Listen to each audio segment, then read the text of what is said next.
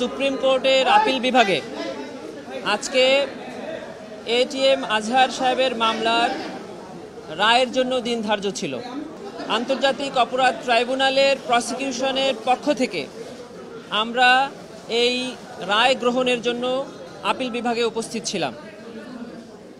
একটি রাষ্ট্রের সর্বোচ্চ আদালত কর্তৃক প্রদত্ত কোনো রায়ের ব্যাপারে কোনো কমেন্ট করাকে আমি আইনসিদ্ধ মনে করি না। তবে আমরা শুনানিতে যে প্রসঙ্গে কথা বলেছিলাম, আজকের এই রায়ে আমরা তারই প্রতিফলন দেখতে পেয়েছি। এই ঈদে জামা জুতো অ্যাকসেসরিজের ডিসকাউন্ট। এটিএম আজহার সাহেবের পক্ষে তাদের যে মূল সাবমিশনটা ছিল সেটি হলো আন্তর্জাতিক অপরাধ ট্রাইব্যুনালের যে জাজমেন্ট 5ই আগস্টের আগে হয়েছে সেগুলোতে কাস্টমারি ইন্টারন্যাশনাল ল অর্থাৎ আন্তর্জাতিক আইনের প্রযোজ্যতা ছিল না, এবং এটি অ্যাপিলেট ডিভিশনেও এটিকে অ্যাফার্ম করেছে যে আন্তর্জাতিক অপরাধ ট্রাইব্যুনালের বিচারে আন্তর্জাতিক আইনের প্রযোজ্যতা প্রয়োজন নেই।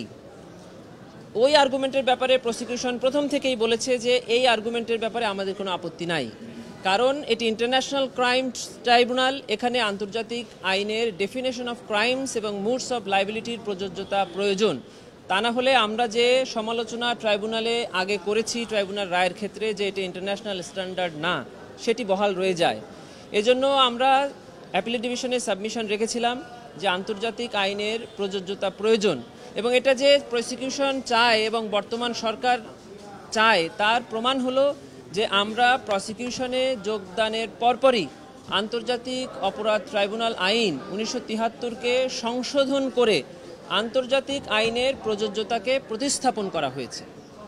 এজন্য আজকে অ্যাপিলেট ডিভিশন যখন বলেছে যে ইন্টারন্যাশনাল ক্রাইমস ট্রাইব্যুনালের বিচারে আন্তর্জাতিক আইনের প্রযোজ্যতা প্রয়োজন, এই ব্যাপারে আমাদের প্রসিকিউশনের পক্ষ থেকে আমরা এখনও একমত পোষণ করছি এবং এই রায়ের পক্ষে আমরা এখনও কথা বলছি। মেরিট অফ দি কেস, আজহার সাহেবের মামলায় যে মেরিটগুলো ছিল সেগুলোর ব্যাপারে আমরা অ্যাপিলেট ডিভিশনে বলেছিলাম যে এটি up to your lordships decision. Lordships এই মেরিট বিবেচনায় এটিএম আজহার সাহেবকে খালাস প্রদান করেছেন। প্রসিকিউশনের পক্ষ থেকে দেশের সর্বোচ্চ আদালতের রায়কে আমরা মেনে নিয়েছি এবং আমরা এটা মেনে নিতে বাধ্য। আমাদের কনসাইজ স্টেটমেন্ট মানে প্রসিকিউশনের পক্ষ থেকে আমাদের যে আবেদনটি ছিল সেখানে কিছু ক্লারিক্যাল মিস্টেক ছিল, সেটিকে আমরা রিপ্লেস করে নতুন একটা কনসাইজ স্টেটমেন্ট দিয়েছি।